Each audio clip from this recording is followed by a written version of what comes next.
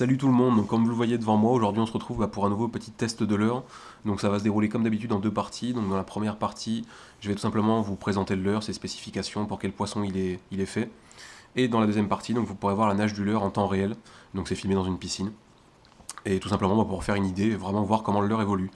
Donc d'ailleurs pour ceux qui viennent de débarquer sur la chaîne YouTube, il vous suffit de descendre dans le fil de la chaîne YouTube et il y a déjà 7 ou 8 tests de leurre qui sont proposés et que je vous invite à aller voir si vous ne les avez pas vus, tout simplement pour vous faire un avis sur les quelques leurres qu'on a déjà testés.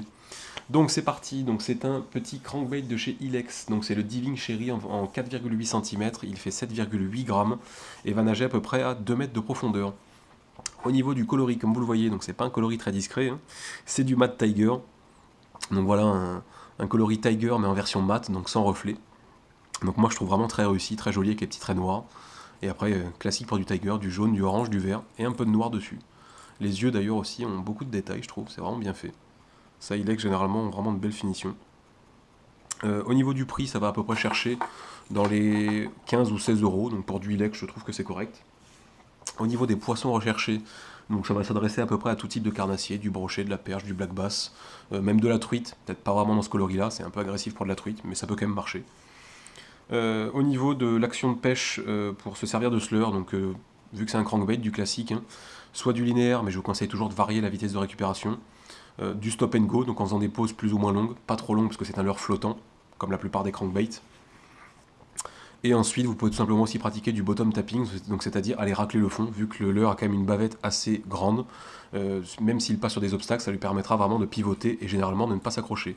Autre petit détail, comme la plupart des crankbaits, il a des billes, donc c'est un leurre qui est vraiment plutôt bruyant. Donc maintenant, on va passer aux avantages et aux inconvénients. Bon, voilà, le premier avantage vraiment chez Ilex, c'est à peu près toujours ça, c'est la finition du leurre. Comme je vous l'ai montré, voilà, vraiment, le coloris est vraiment super bien fini.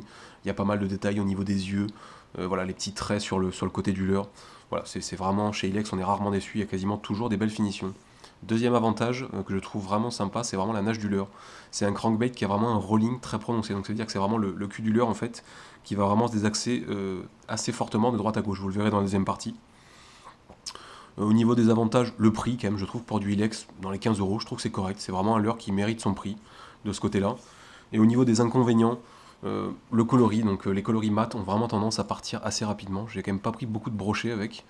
Et le coloris a tendance à sauter assez rapidement. Donc voilà, ça c'est le seul petit défaut à mon avis, hein. Après, je ne vois pas vraiment de défaut.